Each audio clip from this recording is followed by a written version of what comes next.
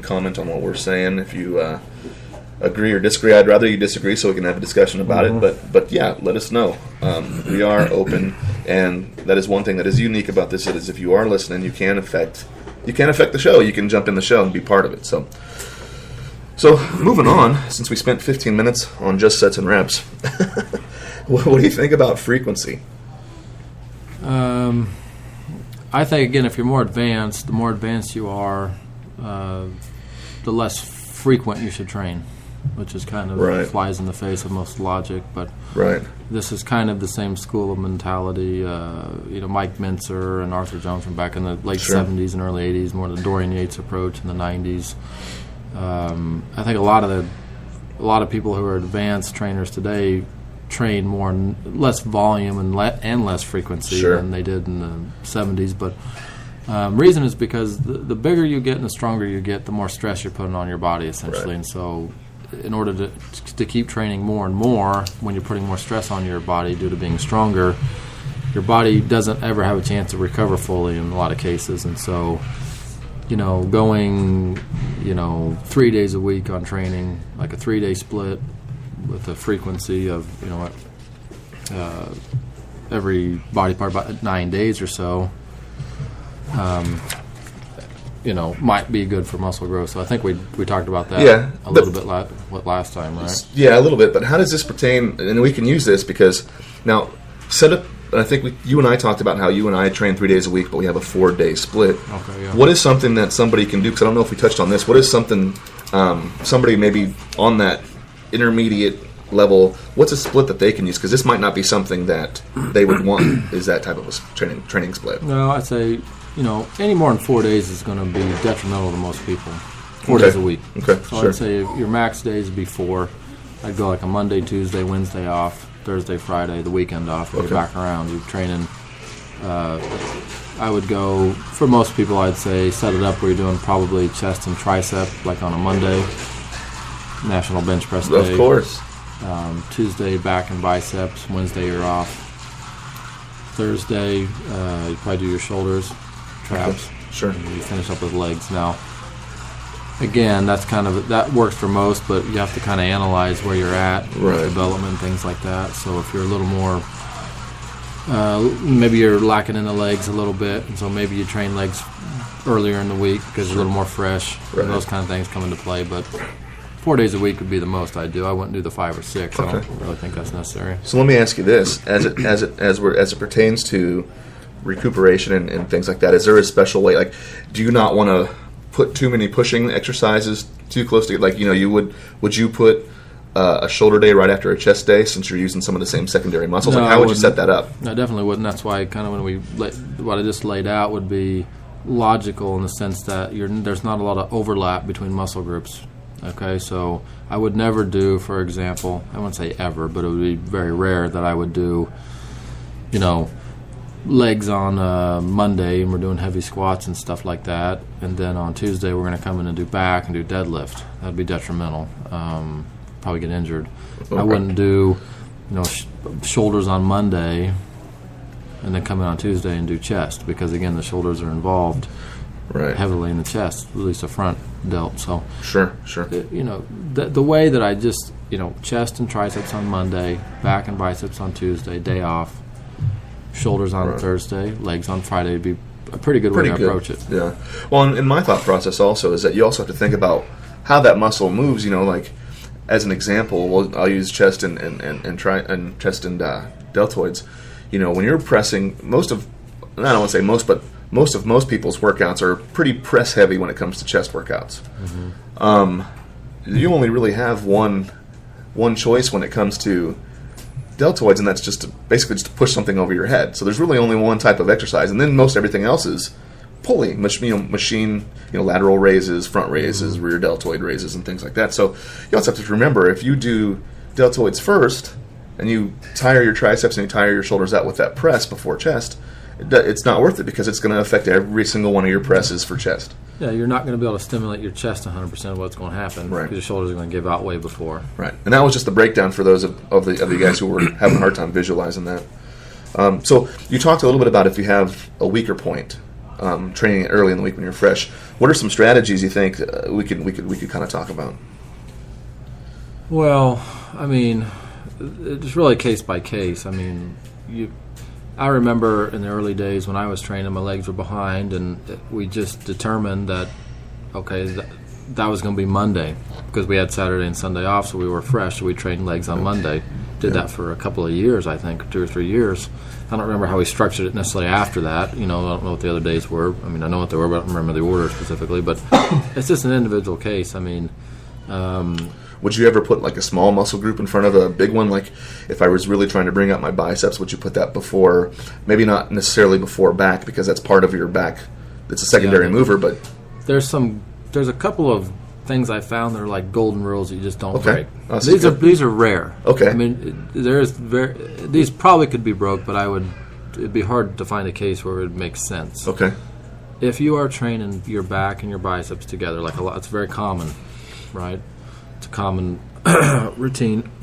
Never, ever, ever, ever, ever work your biceps before your back. Sure. And I see this done all the time in the gyms. People are doing set after set of bicep curl and then go do a seated low rows or something. Mm-hmm. It makes absolutely no sense. Right. You might as well not even train your back after that. It's just it's borderline just. I mean, it's totally don't do it. Yeah. Don't do it. It's not safe and you're not getting a good workout. You want to train your biceps, that's fine. Just train them by themselves, or train them with your shoulders, or train them with your legs. Yeah. If you're training them with your back, you have to do all your back exercises first, and then you can go into your bicep at the end. Right. And it's the exact same thing with chest. If you're training chest and triceps, it's the exact same rule. Yeah. You never, ever, ever do skull crushers and dips and tricep press downs, and then say, okay, let's go do some bench press. Mm-hmm. You're totally wasting your time. Right. Well, there's times, and I'll just give you an example of what we're talking about here. Is there's times where you and I will train chest and maybe not have enough time to train triceps, so we'll tack it on to back and biceps day or something like that. And I'll go home, and the next day after doing the chest workout, heavy, maybe a little bit heavy pressing or something, there'll be days where I don't think I need to do triceps because my triceps are just as sore as if I would have worked them out. Yeah. And so when you think about it, if you get that much of a triceps workout with your chest workout and you did triceps first, how much that would have, not only how much would that leave you susceptible to maybe injury from over fatigue in the triceps, but also how much will it affect your pressing movements, Right. So, well, I think that's why people do get injured a lot because one thing I've noticed is people say their arms won't grow. And so they're overtraining them, I think. Again, we're talking about this frequency and everything. Well, you got to think. Well, you're doing shoulder presses during the week, which is involving tricep. You're doing bench press and incline press, which is tricep. Then you got your own day for tricep specifically. And it's the same thing with the bicep. You're doing curls and rows and deadlift. I mean, whatever, right? Sure. It's just too much work, so you just kind of let them be. I think we do... Probably every week or every 9 days for biceps, we probably do, 2 exercises, maybe 3 sets each one. So probably 6 to 9 sets for biceps total. Yeah. Well, and that's just... And for that's after a 9-day period. Yeah, and that's after a heavy back workout. Yeah, it's after the back is done. So it's almost an afterthought. I mean, It's focused and intense, but it takes us 10, 15 minutes. Right. So going into, now that we're kind of talking about exercise order and things, what are some things to think about when we're setting up our order of operation? Well, again, we hit on the golden rule. Yeah.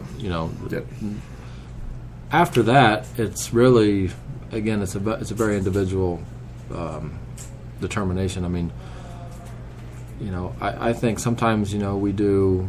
I think you need to get away from doing heavy compound movements first in the workout all the time. I think that's and every week. I mean, so in other words, don't always go in there and start with squat or deadlift or bench press or seated shoulder press. Right. It's okay occasionally, but again, you get into a higher chance of injuries. Sometimes it's better to put those compound movements in the middle or the end of the workout, which is kind of most people don't want to do that because they want to move the most weight as possible. I understand that, and there's a benefit to that, but I think you can use it occasionally. Sure. And again, this is to keep yourself less chance of injury, which means more consistent training over a long period of time. Right. Which is really the key to build muscle. It's constant training over months and months and years, not 6 weeks and then you're injured for 6 weeks. It's like, I look at it this way. I've seen, are you familiar with Dexter Jackson? He's a professional bodybuilder. He's been competing for 25 years. And about the last 10 years of his career, he's near 50 now, and he just keeps getting better. He basically does machine work now, and he keeps getting more muscular over time. And early in his career, he did a lot of the squats and deadlifts and bench presses and everything, like everybody. Sure. But he realized that in order to stay injury-free, he had to switch to different strategy. But my point is, he kept getting more muscular over time. Right. It's not like because he did a seated bench press machine, he didn't get any less out of that really than a barbell press. This is according to his own. I mean, he'll say that, and he's made this publicly known. I mean, it's not. Now again, he's probably genetically a little more elite or whatever, but you can't deny that. Just don't get in a rut where you think I have to do a squat or a bench press or whatever. Right. Be creative. Well, I know when we first started training, it felt pretty weird to not do a compound movement first or fairly close to first, and there's times where we won't even do a compound movement in a workout. We most of the time will do something somewhere, but lots. We usually do, but it might be just last on and light. And that was at first kind of hard to get used to, but I feel a lot better nowadays, and things like that. But generally, if we do some sort of like squat or bench press first, I almost look at it as just kind of maintaining strength, keeping the strength a little high, getting something that we're not used to in there, and then going back to normal. Well, again, I think it makes sense to just one of the principles of building muscle. I mean, it's all about intensity, but I mean, what's the easiest way to increase intensity? What everybody's go-to fix for that is do more weight and use the same on a bench press or whatever, and that does work usually. But you can only get so strong, and you can only take so much on your joints. And so over time, you kind of have to say, well, I got to find another route. Right. Take what you have and use it. So the last thing we wanted to really kind of touch on to kind of sum everything up was using your instincts to train, instinctual training. And I think people have heard this term, but I don't think a lot of people truly have a grasp on what it is. Yeah, I don't really know if I do either. Me too. Honestly, I mean, sometimes it's just how you feel when you go into the gym. If you've been doing it a long time, you're like, okay, I feel like this particular exercise or this particular routine or this sequence or whatever may be better for me today. Yeah. Sometimes it might just be you're being lazy and you're just telling yourself that because you really don't want to do heavy squat today. It could be that. Sure. But no, there is. You start to basically, I think what instinctual training is you're very in tune and honest with your strengths and weaknesses, mainly from a development standpoint, and you develop a sense of kind of what particular angles or exercises are better for you at that point in time to bring up your weak areas. I think that's really what that is. But unless you've been training for it takes many, many, many years, you're not going to have any idea what that is. Well, I think some of that also, to piggyback on what you were saying, I think some of that also is saying, if you're scheduled to go into the gym that day, but your legs might still be a little sore, and it's time to do more legs, or if you split your quads and your hamstrings up, and your hamstrings might be a little sore from squats from quad day, then take another day or work another muscle that day, to let those hammies kind of recuperate. I could definitely fall in that category. It's just, again, it's instinctual, so you can't really explain it. It's just, you feel like this is a better idea. Yeah, feel what you're feeling. Try to feel what you're feeling. Well, I think that's about it for me. What do you think? Yeah, I don't really. I mean, we could talk about. We've done 2 episodes on this. It feels like we talked for about 5 minutes, and it's been 30. So exactly. Well, and we're trying to keep it fairly general because we are trying to fit into that 30-minute window. So if you do have any questions, let us know. If you want us to expound on anything, let us know because we can. Like I say, we'll go out and we'll stand by the juice bar and we will by the energy corner, and we will actually probably talk a little bit more about this for another 20, 30 minutes. So like I said, we can keep going, but again, we want to try to fit those parameters to keep you guys a good show. And that's about it. We've got 2 weeks. We'll do another episode. I don't know. Maybe we'll get away from some of this advanced stuff, you think? Sure, I don't know if we have anything planned yet or not, but we'll figure something out. We can talk about a little bit of anything. and everything. But again, you guys have a safe, happy holiday weekend, and yep.